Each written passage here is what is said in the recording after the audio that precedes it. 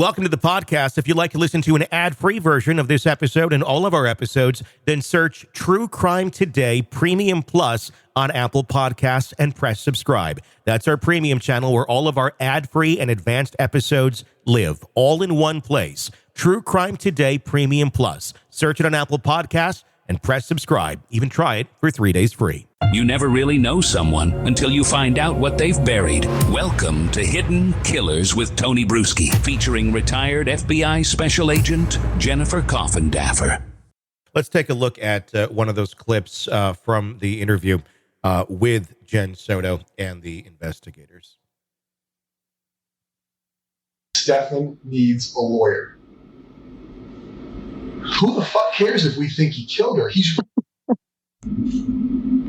I don't know why. I don't know why I said. But that's the problem. You don't know why. So the reaction in your mind is you are continuously protecting this guy. So why do I sit here and believe that you don't? Because right now you know Stefan killed her. You know Stefan's been. You know without her body, can he be charged with murder? I don't know. Exactly. So you don't know what we can do. Do I think we can charge him with murder? It's not up to me. Should he be charged with murder? Yes. Please. Does your role in her life lead this to happen? I'll be honest. Yes. I know. Since she was a child, since her victimization started, it occurred under your roof and you acted like it didn't exist. And knowing the victimization, knowing how ongoing it is, knowing that you saw a picture of it, not just us telling you, not me and him saying, hey, listen, he's being I think they had a bad relationship.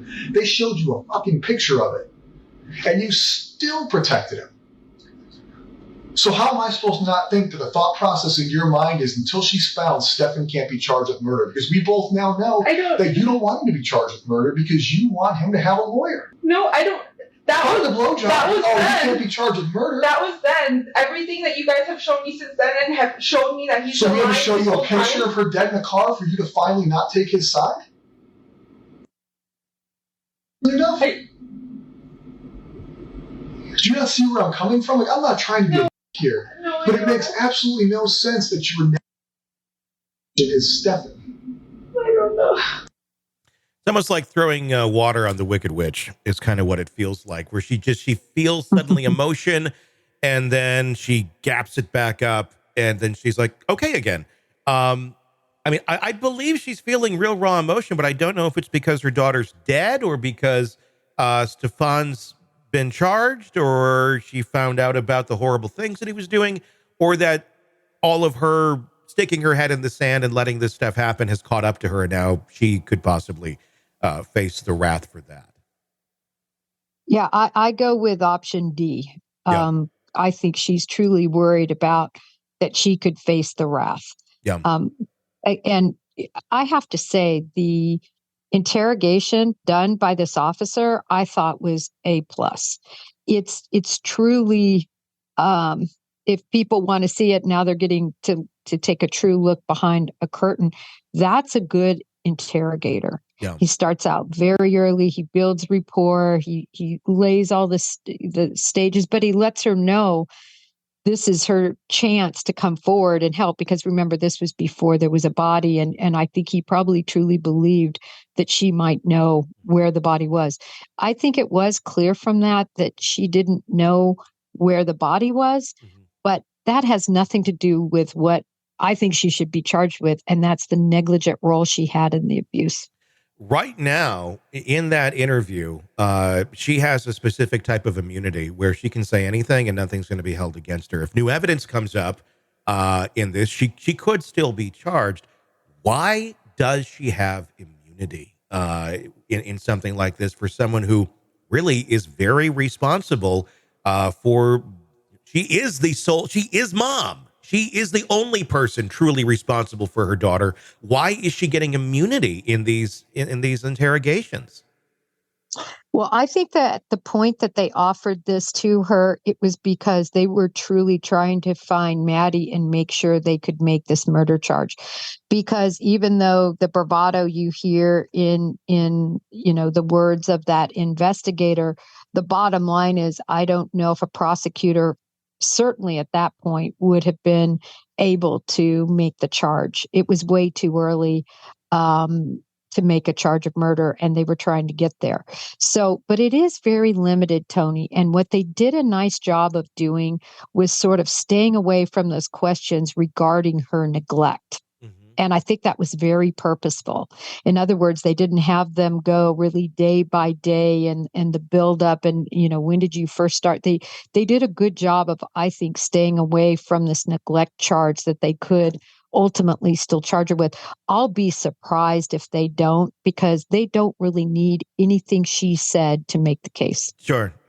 So basically they could call her back in and interview her and say, this one doesn't have immunity, but you need to answer these questions. Or, of course, you could lawyer up too, which she probably has by now. Or But they could just charge her, Tony. They could just charge her with the neglect portion of this case. And I hope they do. Not wanting to get anything out of it, just truly putting her behind bars for punishment for really facilitating this whole crime, in my opinion.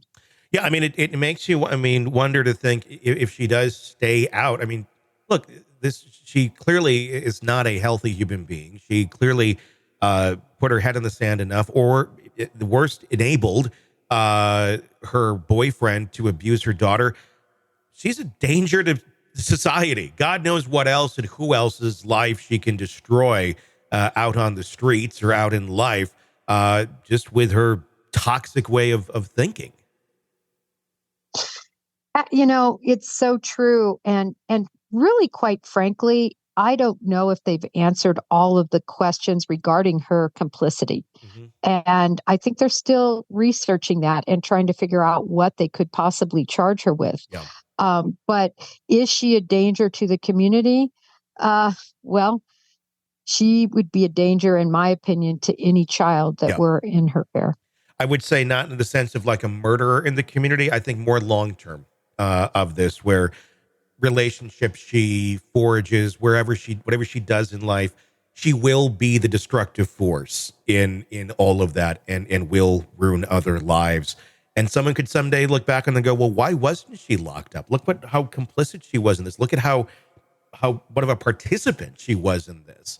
I do hope they find a way to lock her up, because this is, I'm shocked already that she has not been. Are you surprised that she's not been arrested and charged yet?